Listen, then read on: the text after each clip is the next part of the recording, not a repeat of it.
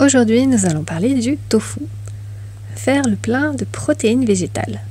Sauté, frit, grillé, mariné, émietté, bouilli, battu. Venu d'Asie, le tofu se retrouve de plus en plus dans nos assiettes, surtout végétariennes. Mais nombreux sont ceux qui sont encore réticents à son goût assez neutre. Je vous dis tout pour que vous en fassiez un allié de taille dans vos recettes quotidiennes. Qu'est-ce que le tofu ?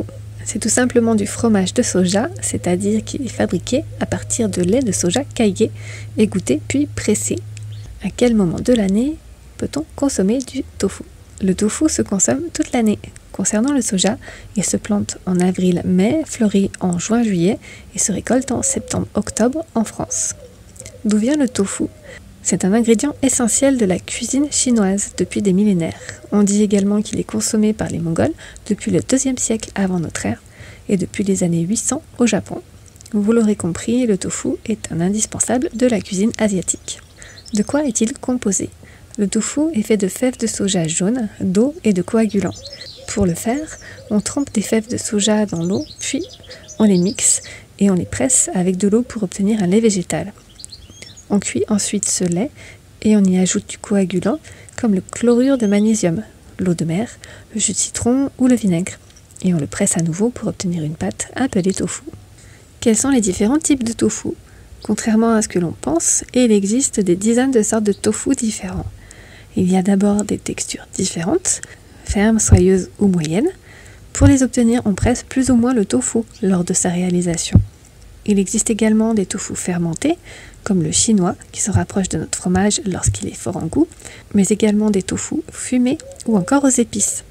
Et aussi la fleur de tofu, qui est très lisse, fondante et fragile, appelée aussi tofu cervelle. Quels sont ses principaux bienfaits ? Le tofu a l'avantage d'être riche en protéines végétales, environ 8 grammes pour 100 grammes de produit. En cela, il constitue une bonne alternative à la viande. Il contient également beaucoup de minéraux, du fer, du zinc et des fibres. Il est en outre dépourvu de gluten et de lactose et son indice glycémique est bas, 44. Comment le consommer ? Vous trouvez le tofu fade ? En réalité, c'est là qu'est tout son avantage. Plus le tofu est ferme, plus il prend le goût des ingrédients avec lesquels il est en contact, ce qui permet de l'adapter à des plats sucrés comme salés.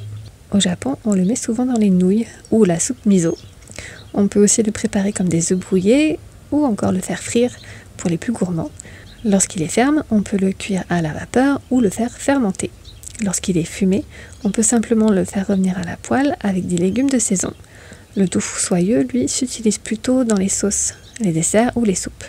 On peut évidemment aussi le faire mariner dans une sauce de notre invention. Bref, il ne tient qu'à nous de tester toutes les combinaisons. Comment le conserver ?